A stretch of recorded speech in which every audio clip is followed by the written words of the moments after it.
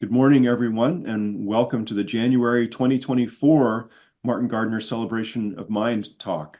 2024 happens to be the 50th anniversary of the introduction of the Rubik's Cube.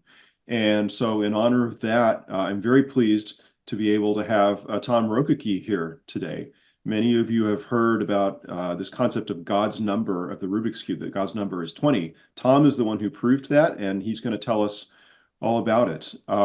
I should mention next month, February, we're having our biennial conference in Atlanta, and it's not too late to register for that if you go to gatheringforgardner.org. And let's see what else. I think Tom has done many incredible things. He's contributed in the tech space, and has a background, as I do, in collegiate programming contests, except Tom has continued that well out of college and is now managing, I believe, the Pacific Northwest, or is it broader than that, the International Collegiate Programming Contests? I actually have turned that over to one of my proteges, and he's doing a really good job this year. So great. And with that, I think I will hand it over to you, Tom. well, thank you very much. It's a real pleasure to be here this morning. Thank you for spending an hour with me and my passions. And I hope you get at least a little bit of the joy that I've gotten in doing this work. So let me bring up my slides. So the talk today is about how I showed that 20 moves are always enough to solve any position of the Rubik's Cube. This all started about 1999 when me and a couple of buddies were hanging around in Palo Alto. I had a taqueria just talking about random computational challenges that they'd like to see solved. And I just brashly said that, hey, I'm going to figure out how many moves it takes to solve Rubik's Cube. 1999, the computers were not ready for this. My knowledge of mathematics and the Rubik's Cube was not ready for this.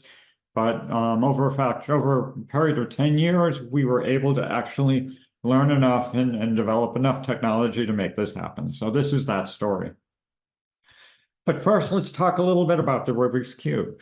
The Rubik's Cube, to me, it's the most amazing thing because it is a concrete instantiation of an abstract mathematical group, and a non-trivial one at that. I mean, this cube really has no other function or purpose other than representing that group. And it's an absolute mechanical marvel. How does it hold together without falling apart when you move it? It's a piece of art. It's totally a cultural icon. You see it on TV all the time in random commercials and movies, etc. It's an awesome, challenging puzzle. And it's also a sport nowadays. People compete in how fast they can solve. So I think that's absolutely fantastic. And the interesting thing about the cube is because it's just this perfect representation of a mathematical group, well, it's sort of like Go. So Emanuel Lasker said at one point, if there are sentient beings on other planets, then they certainly play Go. And that was because the rules of Go are so logical and so, obvious that, of course, everybody's got to play the same game. Well, the Rubik's Cube doesn't have 5 different scoring systems. It doesn't have a complicated co-rule.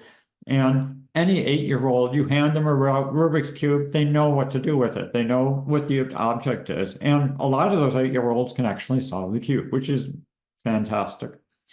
So the real question in my mind is not whether aliens can solve the Rubik's Cube, but rather how do we adjust the competition rules to deal with the fact that they've got this third gripping hand?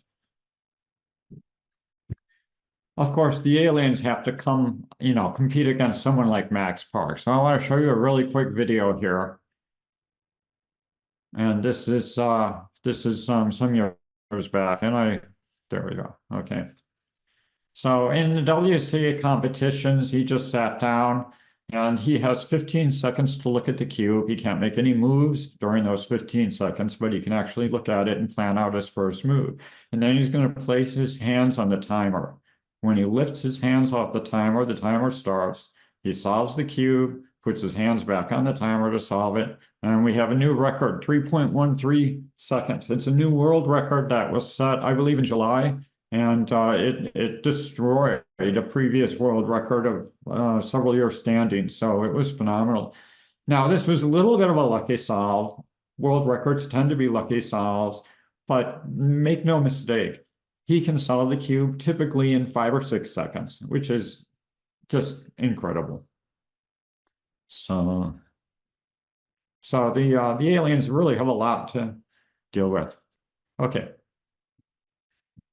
One more thing on the basic Rubik's Cube. If you haven't learned to solve it, try and learn it yourself. Try and pick up a cube, try and solve it, work through it, see how far you can get, put it down, try it again. It's an excellent puzzle. It's just an amazing puzzle. It's got a bunch of aha moments as you move along, and so it's very gratifying to solve. Almost everybody who can currently solve the cube learned from a friend or YouTuber or a book, and that's great. It's a social thing, a sport, and people enjoy it. No problem there. But if you don't know how to solve it yet, I really encourage you to get one, play with it, see what you can do, because it is such a great puzzle. The obstacle is the way, remember. So now, if you've already learned to solve the cube, there's a million other twisty puzzles you can play with. I happen to like the Curvy-copter, which is pictured here. For those that do not know how to solve the cube, the next slide has spoilers. So you may want to move your, look away for a moment if you don't want to be spoiled. So this is the spoilers on how to solve the cube. Okay, moving on. So how does the cube hold together? I mean, there's all these pieces. We can move them around pretty much randomly. And it's just amazing that Arnold Rubik was able to come up with a mechanical design that kept the cube in one piece, and furthermore made it actually safe for the US market, which is phenomenal. So in these pictures, I've taken a cube apart for you. So in the first picture on the left, I've actually taken the cap off the center and taken the screw and spring out. The screw and spring screw into the core. And in the right picture, I've taken the top 8 cubies, the top 8 little pieces of plastic that surround that top center off, and place them upside down. And you can sort of see a circular thing on the bottom and a similar circular thing on the top, and that's where they rotate. So there's really a nice, clever thing though. In this next picture, I've taken all the moving parts off the cube, all the cubies, as we call it, off the cube. And what you see in that left picture is the core, and the core is just the centers. And those centers don't move, okay? They're rigidly attached to each other. They spin around their axes, but they don't actually move. And in the right picture, you see the top cubies. And there are 4 corner cubies, and the 4 corner cubies each have 3 colors, 3 stickers, I call them. Although this cube doesn't actually have stickers, we still call them stickers, or I still call them stickers. And there's edges with 2 colors. So it goes corner, edge, corner, edge, corner, edge, corner, edge, going around. So I said the centers don't move. So let's talk about that for a second. So here I've got a cube and it's solved. This is a solved position of the cube. But if I do this, that's still a solved cube. And similarly, so it looks like there's many different ways to locate this solved cube in space and rotate it. And so how do we deal with that? Because if we're talking about a group, we really only want one identity element. And what we do here is we fix the centers. So in this case, I'll say the white center is always up, and the green center is always facing towards you. And that is my axis. That is how I define, a solid cube. And when I do that, it makes things a lot nicer. So what is the Rubik's Cube really? It's a permutation group. We're moving pieces around, and those pieces can take the place of other pieces. And so if we fix the centers, then each face has 8 stickers remaining. 6 faces, that's a total of 48 stickers, and these stickers permute. They don't permute arbitrarily, but they do permute. So now we got a subgroup of the symmetric group on 48 elements. The 48 stickers move around. We have 8 corner cubies, and each of these 8 corner cubies can be permuted arbitrarily. So that's a factor of about 8 factorial, not about 8 factorial, exactly 8 factorial. And each of the corners have 3 stickers or 3 colors on them. And these colors can twist. You can twist a cubie. So that gives a factor of 3 to the eighth, except for the fact that the total twist always has to be 0. And this is just part of basic qubit math, and it has to do with the fact that no move twists any cube, the total twist is preserved by the moves. The 12 edges similarly have 2 stickers each, the Bermuda's block. So that's where we get 12 factorial times 2 to the 11th.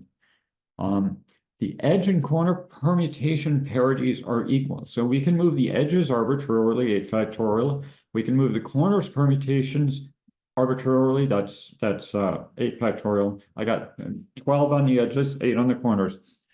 But the permutation parities of those two groups have to match. And so the nice thing about the cube is moves are just designated elements of the group, of this permutation group. So the U is just one particular element of this group. So that's state space. Well, 12 factorial to the 12th, 8 to the factorial, 3 to the 8th, that's about 4 times 10 to the 19. It's a really big number. This is more than the number of grains of sand on all the beaches in the world. So think about that next time you're sitting on a beach in Oahu. But this number is getting smaller all the time. Computers keep getting bigger and faster. A CPU year these days has about 4 times 10 to the 17th core cycles. That's getting closer to the number of states of the Rubik's Cube. A fast CPU these days is more like 4 times 10 to the 18th core cycles. So that's a lot of processing power. A typical computer memory these days is about 10 to the 11th bit. So it's still way smaller than the state space of the Rubik's Cube, but we're still getting up there. Now, this problem, how do we figure out how many moves it takes to solve the cube in the worst case? This has been of interest for a long time. And I've got a table here showing different people improving that lower and upper bound. And we'll just move on. So what are we trying to do when I say, let's find God's number? Well, what we're trying to do is we're trying to explore this big graph of the state space. This is, in the case of a group, it's called a Cayley graph, and we want to explore it with respect to the generators of that graph, of that group. So each state of the cube or element of the group has a node, and there's an edge between nodes or states that are connected by a move. And the moves we use are twists of the faces. So twist of the up face, the front face, the right face, the down face, the back face, and the left face. We use any twist of a face. So a quarter move clockwise, a quarter move counterclockwise, or a half move. Any of those count as one move. That's known as the half turn metric. And that corresponds to a distance in the graph. And so we got this huge, large, undirected graph. It's undirected because each move is a converse move that takes us back. And it's got 4 times 10 to the 19th nodes. We can't possibly fit this in memory, but we can still explore it using graph search algorithms. So we can't fit the graph in memory. How do we start to solve this problem? Well, let's go to Polya and say, what's a problem we can solve? And a problem we can solve is, given a position of the cube, how far is that position from solved? In other words, how many moves does it take to solve that position if in the best case? So what we do, one way we can do this is we can start at the scrambled state. We start at a position on the graph, and we say, how many nodes can I reach in that graph that are one step away, that are one move away? And if we hit the solid state, we know that that position is at depth 1. And then if we didn't find it, we increase that depth limit to 2. So we look for all the nodes that are 2 steps away. And we didn't find it, we go 3, 4, et cetera, et cetera, et cetera, until eventually we do find the solid state, and then we know how deep the graph is, how deep the position is. So this is what's known as iterative deepening depth first search. It's a really nice algorithm because it doesn't need a lot of memory. And it works pretty well as long as the depth is small. But for typical Rubik's Cube positions, you're going to run out of time. So in 1985, Richard Korf came up with a fantastic algorithm called IDA star. So this is a variant of bidirectional search. Instead of only searching from the scrambled position, we're going to effectively search from both the scrambled position and the solved position. And the way we do that is we say, okay, I'm going to start at the solved position, and I'm going to make a big table of positions. And by each position, I'm going to say how far it is from the solved position. And I'm going to do that for as many positions as I can fit in memory. Okay, so all the positions that are solved, there's one position. All the positions that are depth 1, there's 18 of those, and then depth 2, etc., until I fill my 8 gigabytes of RAM or whatnot. And this is an approximation. I'm waving my hands because there's actually a lot of tricks you play, like use subgroups and stuff like that. But bottom line is this is sort of what it comes down to. So then we get this big database in memory, and that tells us how far these positions are from solved. There are positions that are not in this table.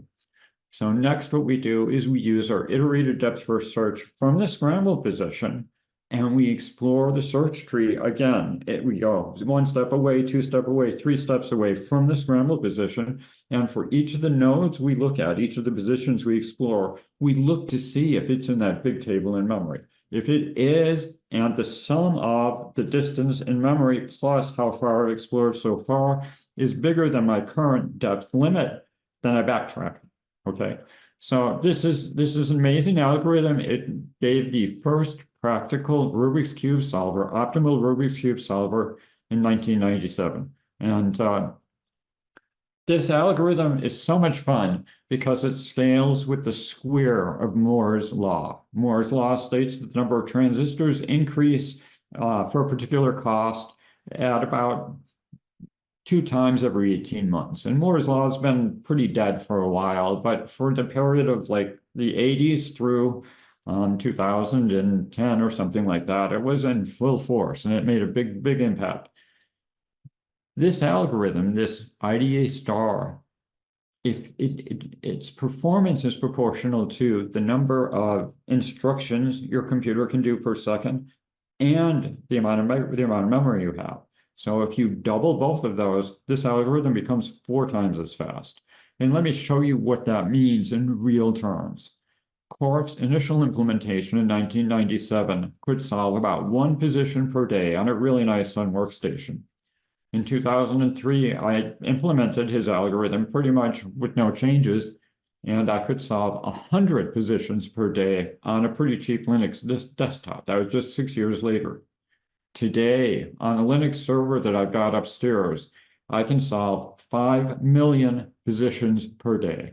Okay, so that's an increase of 5 million over this period of almost 30 years. That's an 80% improvement year over year. I'll take those returns any day. So what do? We want to calculate how far each distance is from solved and find the worst case. So we take each position of the Rubik's Cube, solve it, and keep doing this. That's not going to work because that's going to need more than billions of computer years. So, but wait a second, we don't actually need to solve each position optimally. Why not? And the reason is because I need to move this little thing. Reed proved in 1995 that positions exist that take 20 moves. And this was the first time someone actually came up with a position and proved that this position needed 20 moves. The position you see here is called superflip. Everything is in the right place, but all the edges are twisted from their normal, solid position. So he used an algorithm I'm going to describe later to prove this, but basically he showed that this particular position needed 20 moves, which meant that as long as we can solve all positions within 20 moves, we're done. We don't need to actually optimize each solution. So back in 1992, this is before Corf came up with his optimal solver, Herbert Kociemba came up with a really cool algorithm which was able to solve any position very quickly. Not optimally, but very close to optimally. And what he did is he split this problem into 2 steps. The first step was to find moves that take the scrambled position and take it into an element of a subgroup of the Rubik's Cube group. And the second step was to solve the position within that subgroup. And it turns out, because of the way he split this, both of these problems can be solved using Corf's IDA star algorithm. So what am I talking about subgroup? And unfortunately, I do need to talk a little bit of math here, which is fine. Just remind most people what a group is. A group is really just a set of elements and a binary operation that satisfies very simple requirements. You need an identity element, the operation needs to be associative, and every position needs to have an inverse. I mean, that's pretty much it. A subgroup of a group is any subset of that group that's also a group. So it needs to include the identity element, and it's got to be closed under the group operation, okay? So I'm going to show you just some sample subgroups of the Rubik's Cube. One subgroup is just the solved position by itself as a subgroup. The solved position plus supergroup is also a subgroup. You do superflip twice, you solved again. And so those two elements alone form a subgroup. All even positions are subgroups. The group formed by just twisting the up face is a cyclic subgroup of 4 elements. The group formed by twisting any move of the up face and any move of the front face is also a subgroup. It's got 73 million elements, and coincidentally, its diameter is also 20. If I restrict the moves on the up face to half turns, so I'm allowed to turn the up face only 180 degrees, but I can turn the front face any way I want. This is another subgroup. In this case, the order is 14,400. Diameter is again 20. Really interesting there. Another subgroup is, well, I do the up face 1/4 turn and then the front face 1/4 turn, and that is 1 element. Now, if I repeat that 1 element, it takes 105 times before I get back to solved. So that the size of that group is 105 elements. It's this element UF, and then UF squared, and then UF to the 3rd power, all the way up to UF to the 104th power. That's a subgroup. More subgroups. See, another subgroup is all the positions that have the corner solved, or all the positions that have the edges solved, or all the positions with the lower 2 layers solved. So this is a subgroup that's typically used when people are actually solving the cube, is they'll take it into the subgroup that have all the lower 2 layers solved, and then they'll solve the top layer. Okay, so people are actually doing this when they solve the cube. Which brings up an interesting open question. How many subgroups of the Rubik's Cube group are there? And the answer is, we don't know. Nobody knows this. At least no one I know knows this yet. The answer is likely to be more than the total number of states. So it's probably more than 4 times 10 to the 19th. So this is a fun problem to think about. Okay, a little bit more math. We need to know what a coset is, because really coset, the concept of a coset is the key to the algorithms I'm about to describe that enabled us to actually solve this problem. And coset is actually a pretty simple thing. We've already defined what a subgroup is. Okay, if I take that subgroup and some element of the group, doesn't matter what the element is, and I apply that element to every element of the subgroup, I'll get a new set. This set might be the same as the original subgroup set, or it might not be. And let's do a little bit of notation just to keep things simple. I'm going to say if I take a set H and I multiply it by an element A, I get a new set that's composed of all the elements of H multiplied by A. And similarly on the other way. So this is just a notational convenience. Let's me take one set into another set by applying an operation to all of the elements. If we do this for a subgroup H, we end up with an equivalent relation on the elements of G, okay? So if I take this subgroup and I multiply it by an element, I get a coset. If I multiply it by a different element, I get a different coset, or maybe the same coset. If the cosets are the same, then I can say that those two elements are equivalent. They're in the same coset. And in this case, HA is a right coset of G. We'll be primarily working with right cosets. If I do it the other way, if I multiply A on the left, then it's a left coset of G. A key thing about cosets is each coset is the same size as the subgroup. and the coset's partition G. So if I take all the different cosets, their union is exactly G. So an example, I'm going to show you a really quick example. This is the symmetric group on 4 elements. And let's use the subgroup of, I'm going to flip the first 2 elements and I'm going to flip the last 2 elements. So this is a subgroup and we got 4 elements. We can, flip none of them. We can flip the first 2, flip the last 2, or flip both. So that's this first line is the subgroup. 1, 2, 3, 4, 1, 2, 4, 3, etc. And these are permutations, by the way. So this is a permutation. Okay. So if I take the element 1, 3, 2, 4, that's not a member of the subgroup. But if I then take that element and I multiply it by each of these elements in H, I get 4 different elements. Those 4 different elements form a coset. And if I take a new element I haven't seen yet in the 2 groups I've listed so far and do the multiplication, I get another 4 elements and I continue. And this gives us, this list here is actually a list of all the cosets of S4 on that subgroup. And in this case, we got 6 of those cosets, and each one has 4 elements. And you can, the nice thing to realize about this is you can actually look at it and understand it structurally. A particular permutation is in a coset, and that which coset it's in is defined by what 2 elements are in the first 2 places. So in this second line here, all the elements have 1 and 3 in the first 2 places. In the third line, all the elements have 1 and 4 in the first 2 places. And all the subgroup does is it twists, it swaps the elements in the first 2 or the second 2 places. So this is just a way to look at concepts, look at cosets, and understand how they partition the group. So let's go back to the cube. So consider the subgroup that fixes the corners. Okay. The subgroup here is all the possible even permutations of the edges. So all the corners are solved, but the edges can do anything as long as they are in a legal position of the cube, which means the parity of the edges and the parity of the corners has to be the same, which is why we restrict it to the even permutations of the cube.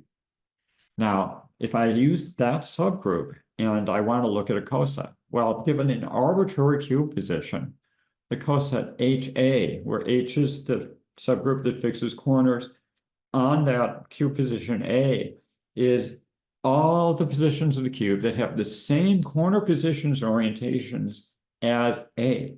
Okay, so the corners look exactly the same as A, but the edges can be anything as long as it's a legal cube position.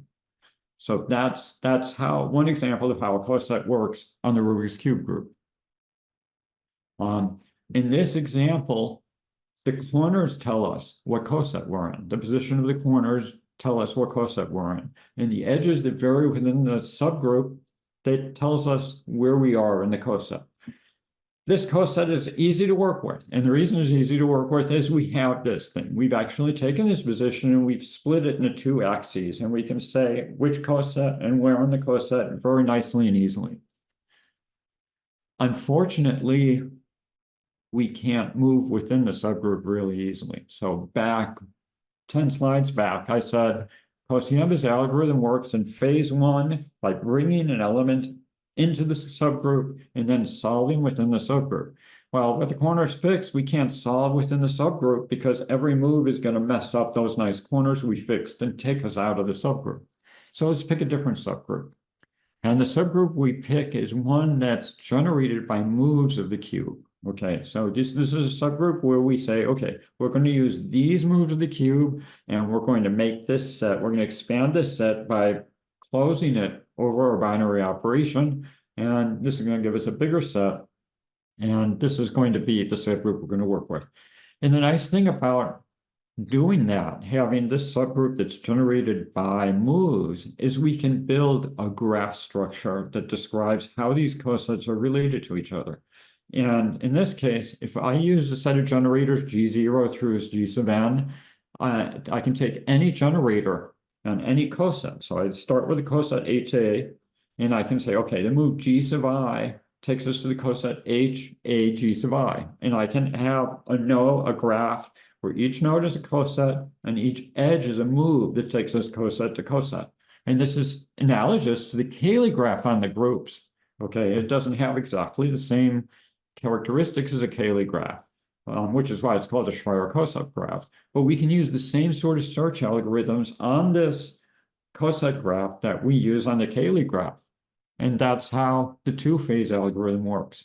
So Kociemba defines the subgroup H as all the moves on the up phase, all the moves on the down phase, but only half turns of front, right, back, and left.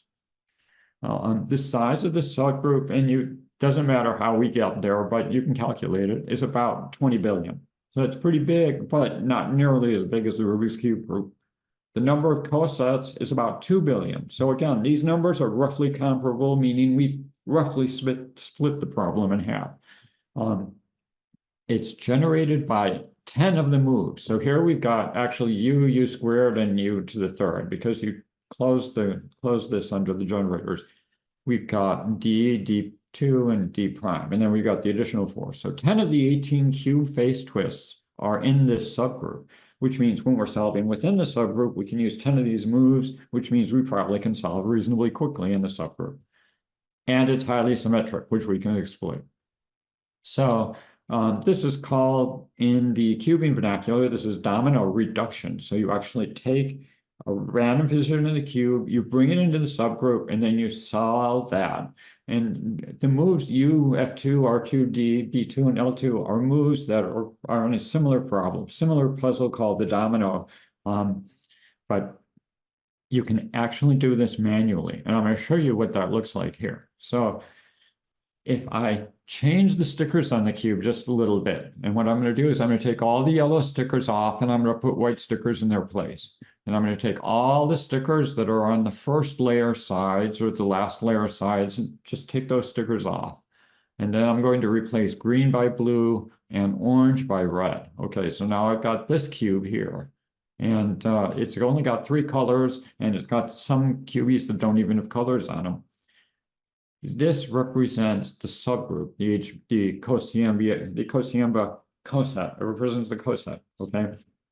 And if I do one of the moves that's in the Kociemba subgroup, you'll notice that the coset representation here on the right doesn't change. If I do a move that is not in the subgroup, like R prime, it does change, okay? But if I complete it to R squared, now it's a move that's in the subgroup, and you can see it's in the subgroup because the three-sticker cube on the right is solved. And I can just keep doing that, do moves. Okay, so I can do moves within the subgroup to mix it up. But now let's say I do a bunch of moves that aren't in the subgroup. So I do this one and this one and this one. Now I've got some random cube position here. Oh, there, okay, some random cube position. How does Kociemba's algorithm solve it? How does the human who's doing domino reduction solve this? Well, what he does is he first takes that puzzle on the right, that restickered puzzle. This puzzle represents the coset graph of this subgroup. And what I'm going to do is I'm going to make that puzzle be correct. And the way I'm going to do it is by solving it with all the moves in G. So I'm going to start making moves that are going to fix it. And what I'm going to do here is I'm actually just going to undo these moves, okay, because that's easy for me to do. And let's see, bam, we're done. Okay, so now we're back in the subgroup. The right side cube looks like it originally did. And now we solve it the rest of the way by using moves in the subgroup. So I'm going to do that here, and bam. And this is basically what Kociemba's algorithm does, and what human solvers do when they're doing domino reduction. 2 phases. The first phase brings it into the subgroup, solves the right side puzzle. The second phase solves it within that subgroup, solves the left side puzzle using a restricted set of moves. So both of these problems, both of these graphs, they're big. There's billions of entries, but if you look at them, they're approachable. The IDA star algorithm has no problem with graphs that have a few billion elements. And if you can actually look at the depth distribution here. So there are 4 elements at depth 1 for phase 1, which is bringing it into the subgroup, the coset graph. And if you look at it, the most common value is 10 for phase 1. The most common value for phase 2 is 14. So if I just do this and take a random position and solve it, I'm going to expect to get sequences about 24 moves. And that's what happens. But Kociemba's algorithm takes it one step farther. It doesn't say, okay, 24, that's awesome. And frankly, 24 is awesome because at the time Kociemba came out with his algorithm, there was no program that could do anything like this, that could solve random positions and yield solutions that were anywhere near solved. So getting 24 moves was just incredible. But the two-phase algorithm keeps working. It keeps finding more and more different phase 1 solutions, hoping that it gets lucky, finds a shorter phase 2 solution, and these two together will be shorter than the first solution it found. Because the IDA star algorithm is so efficient at graphs of this size, it can generate tens of millions of phase 1 solutions per second. It doesn't take long to get lucky. So let's look at solving superflip. The first phase 1 solution that the two-phase algorithm is going to find has 10 moves. It looks it up, solves that in phase 2, realizes it needs 14 moves in phase 2. That gives us a nice 24-move solution. Great, we're cooking. But it keeps going. 9 sequences later, it finds a different length 10 phase 1 solution. And when it solves that one in phase 2, it's only the phase 2 solution is only 12 moves. So now we have an aggregate solution that's only 22 moves long. We're cooking. Keeps going. 12,000 sequences later, the length of phase 1 solution is now increased. In our IDFS, we've increased the depth limit. So now we're looking at a length 11 phase 1 solution. But we hit, in phase 2, we start to hit the jackpot. We got a length 10 phase 2 solution. So now our total solution is only length 21. But we keep going. After 775,000 phase 1 solutions, we're at length 13 in phase 1. But we truly hit the jackpot. Phase 2 solution at this point is only 7 moves long. So now we have an aggregate 20-move solution from the two-phase algorithm because we kept trying. And remember, we're generating tens of millions of these a second. So this takes a small fraction of a second to do this. Now, superflip is a hard position. It's one of the positions that takes 20 moves. There aren't too many of those. So the two-phase algorithm is never going to do better than this on this particular position. And even on this position, it had a little bit of difficulty. It actually took almost a million sequences to get to that 20-move solution. For most positions, it's faster than this. When this algorithm came out in 1992 on an Atari ST with 1 megabyte of RAM, which is less memory than it takes for one picture on your smartphone, it can find near optimal solutions within 1 or 2 moves of optimal in less than a minute, back in 1992. Today, on modern hardware, the exact same algorithm can find distance 20 solutions in under a millisecond. Under a millisecond, we're going fast. But there's still 4 times to the 19th positions. So if we try and use this and it takes 1 millisecond per position, we still need over 1 billion CPU years. But we're getting faster. This brings us to the key idea, the main thing that enabled us to find God's number, and that is a coset solver. So the two-phase algorithm works by generating all these phase 1 solutions. It throws away almost all of them. The only ones it keeps are the ones that are improved solutions in aggregate. But maybe we can keep those solutions, all those phase 1 solutions, take advantage of all those phase 1 solutions, and we can. All we need to do is remember what elements of the coset they belong to and whether we've seen them before or not. And this gives us a program that solves an entire coset of positions in one go.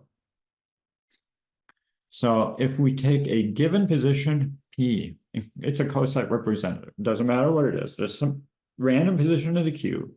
And then we start looking for phase one solutions, solutions that take P into the subgroup H. So PA is a member of H. That's going to be some position in the left coset in H. So A itself is going to be a member of a left coset, and it's going to be solving some position in the right coset H sub P. And if we keep generating A's until we've marked off all the elements of the coset, we generated solutions for the entire coset.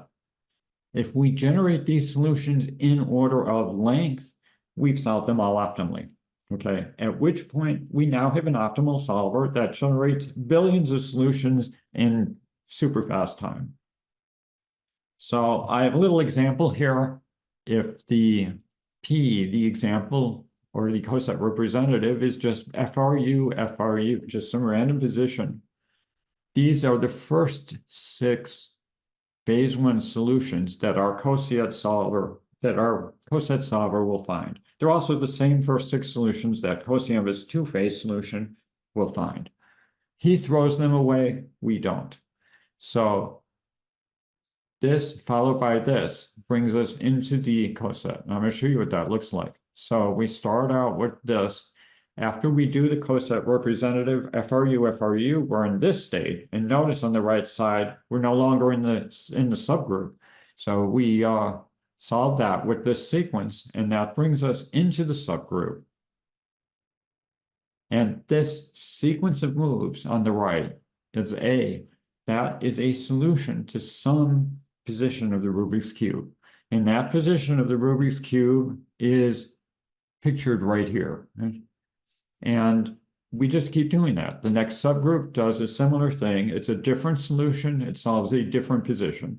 And we do that for all, increasing numbers of phase one solutions. How do we store the subset of elements of the coset that we've seen?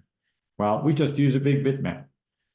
Instead of trying to store the actual position we solve, or the position that's reached by the sequence A prime, we store PA, the coset representative multiplied by our solution, because this brings it into subgroup H, and it's really easy to index the subgroup H, because it doesn't have all the other stuff. It only has, the permutations of H.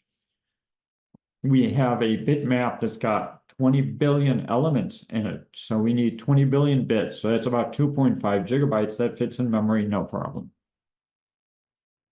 So great, this works great. We can run this today.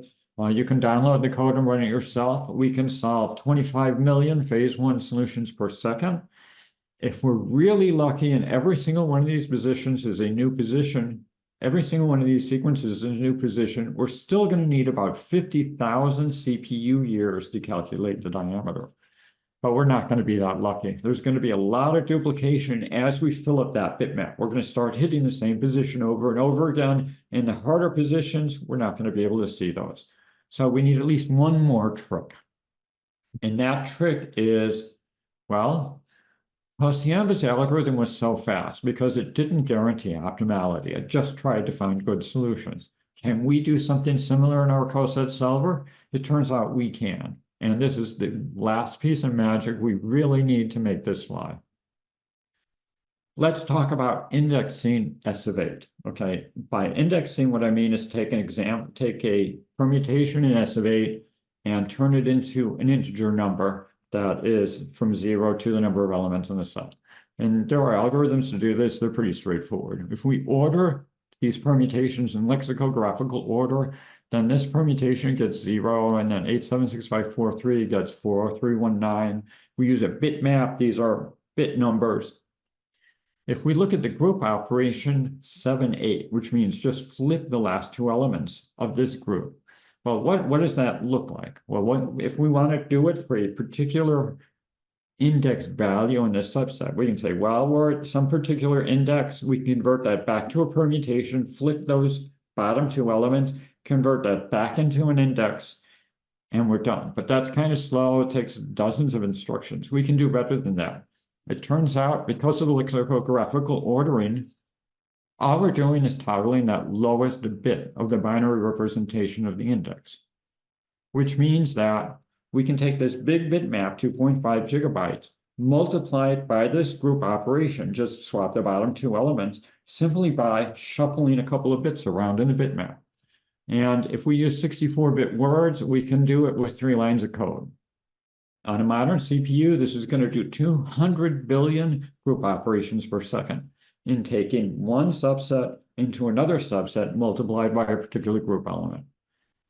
Now you say, okay, well, that's the easy case, right? That's obviously going to be the simplest case. You're just toggling a bit.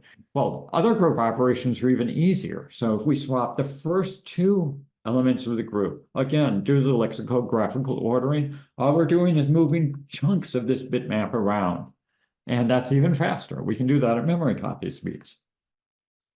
Now, the group operations in Kociemba subgroup are not quite as simple as what we just showed, but we can still do exactly what we showed. We can still use this exact technique for the Kociemba subgroup. And by coding it carefully, we can achieve an average rate of 65 billion group operations per second on these big bitmaps, okay? And this is about 2,000 times faster than the phase 1 search code that actually does one position at a time. This is a huge increase in speed. Unfortunately, we can only do moves in the subgroup H, not all the moves in G. But that works out just fine because if we watch the 2-phase algorithm work on random positions, we'll notice that it almost never needs to go past a distance of 15 in phase 1 before it finds a solution of 20 moves or less. And when I say almost never, I mean literally almost never. So what we can do in our coset, where we're actually using all of these phase 1 solutions, is we can perform a complete phase 1 search through all solutions up to depth 15 using IDFS, marking all the bits in the bitmap for the ones we've seen, okay?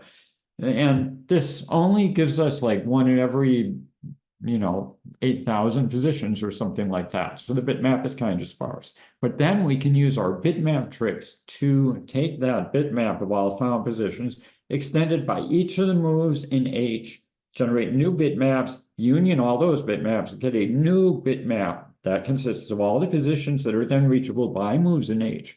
And if we do this whole thing 4 more times, for a total of 5 times, we've extended it by each move in H 5 times. It almost always finds solutions for all 19.5 billion elements of the coset. And it runs in under 20 seconds on a desktop CPU, a 2010 desktop CPU. On a modern CPU, it's more like 5 seconds. So there's a bunch of other detailed improvements I could talk about, and I'm not going to get into them. We do take advantage of symmetry. We do, we don't have to finish every last position. If there's a few left over, say 1 in a billion, it should be billion, not million. We can solve those separately, et cetera, et cetera. So there's more technology and details there, and you can look at the paper for all of that. But in the end, we were able to literally run all the cosets we needed. It turned out we needed 56 million of them, and solve essentially all the positions of the Rubik's Cube and find that none of them require 20 moves. Now, I've described 4 algorithms. I've described Korf's algorithm, optimal solver. I've described Kociemba's 2-phase algorithm, which is near optimal. I've described a coset solver that solves optimally, and I've described a coset solver that solves near optimally. If you look at the performance of these algorithms and how many positions they can solve per second on a typical desktop, you'll see that Korf's algorithm is about 1 position a second. That's really fast these days, but Kociemba's algorithm is more than 1,000 times faster. It doesn't solve the same problem, but it's good enough for our needs. If you go to the coset solver that's optimal, it's 1,000 times yet faster. And finally, if you take the coset solver that solves only to 20, it's another factor of 1,000 times faster. So that's how we get the orders of magnitude we need and the performance we need to solve God's number. There's a bunch more results. This is mostly work that we did. Oh wait, no, this is the progress of how we did it.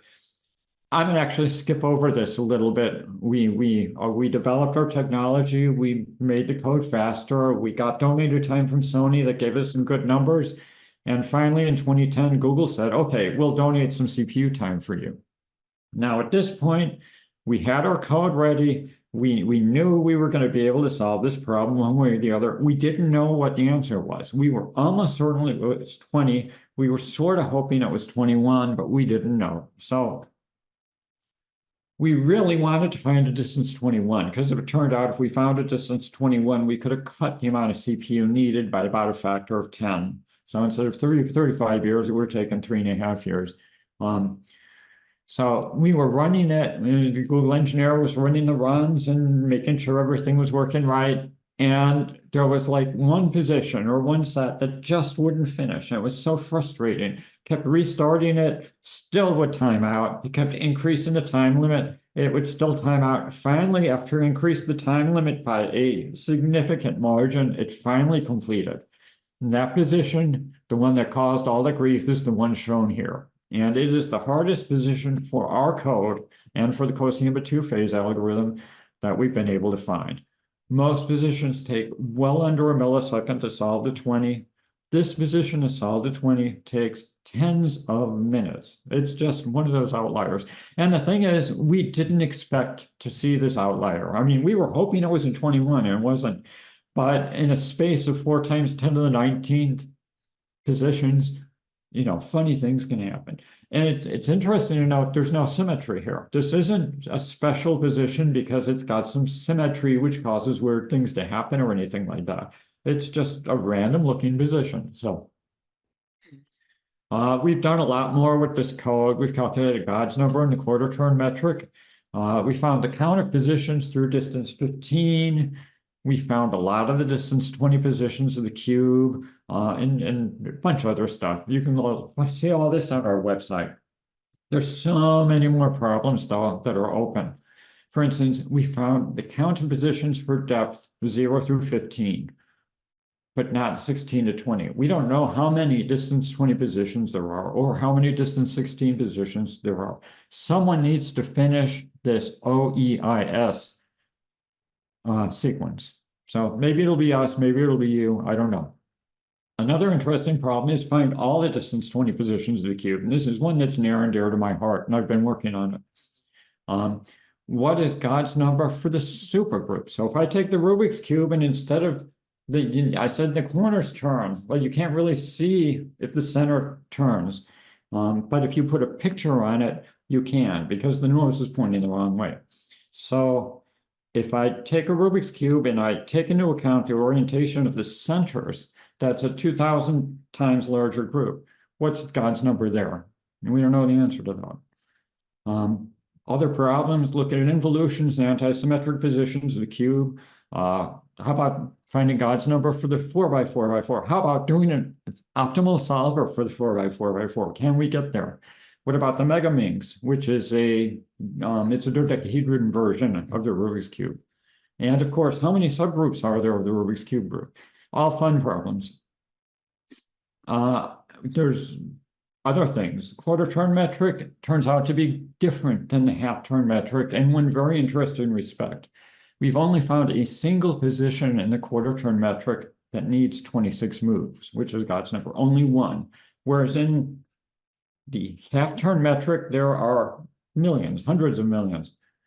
We've only found 2 positions that require 25 moves, and we found almost no positions, only about 4,000, that require 24 moves. This is, we've spent a lot of time, a lot of CPU time. We've worked really hard to find positions that are far, that are deep in the quarter turn metric, and this is all we have. So can you find any more? And why is the quarter turn metric so different? So our write-up is all available on cube20.org. And by the way, we reserved cube21.org just in case it turned out to be 21. It turned out we didn't need that, but we were prepared. And I want to thank my colleagues, Herbert Kociemba, who really was super helpful, John Dethridge at Google, and Morley Davidson all made big contributions to this work. We tried to write the code in literate programming, so you should be able to download the code and look at it and understand how it actually works, run it or rewrite it yourself as you will. And that's about all I have today. If you are interested in more cube group theory, I really recommend getting a copy of this book by David Joyner called Adventures in Group Theory. It's a pleasure. That's my presentation, and thank you for listening to me. Thank you, Tom. That was wonderful. Very cool. Certainly the clearest explanation of cosets that I've ever seen, and a really powerful application of them, obviously. We had a number of questions come up in the chat. I think you have answered some of them. Someone asked early about the 4x4, and obviously that is yet to be determined. Let's see, what other questions? Someone said, can we see the slide how to speed up searching that you skipped through too fast at the very end? Yeah, I was running out of time, so I sort of decided I had a few extra slides at the end, and I decided to skip that. But let's bring that back up. Okay, so we want there's some technology we put in there as well to make it even faster. And one big piece of that is that in our phase one search, we didn't really care about any solution that ends in a move in the subgroup H, because a prefix of that move already brought us into H, and we already know how to extend these bitmaps by moving H very quickly. So we can restrict the search tree to only find solutions where the last move is not in H. And the way we do that is we make sure that when there's two moves left, we're still at distance two. Okay, that's basically how it works. The details are in the source and you can look it up.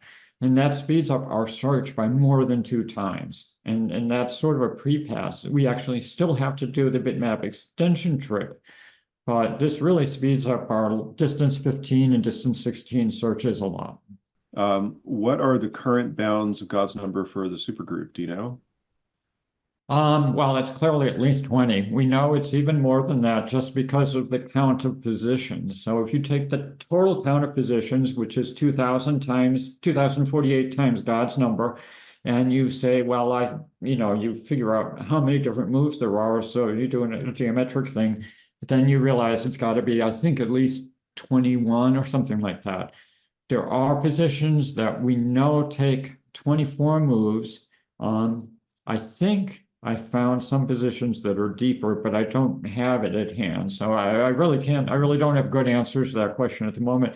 I actually spent some time a couple of months ago looking at that, but I just don't remember the numbers offhand. Scott Kim wants to know how you embedded those animations in your slides. I presume there's some custom JavaScript in there. Well, so the slides were created using a package called reveal.js, which is just a JavaScript slide package. And you can literally embed anything in them. So it was really easy just to invoke the Twizzle code that Lucas Guerin and I have written. But I have to say, reveal.js was a royal pain in the butt, and I don't think I'll be using it in the future. Most other slide packages out there have disabled the ability to embed JavaScript in slides, which is really kind of frustrating. And I know they did it for security reasons, but yeah. Thank you all again, and thank you very much, Tom. That was wonderful and very topical this year.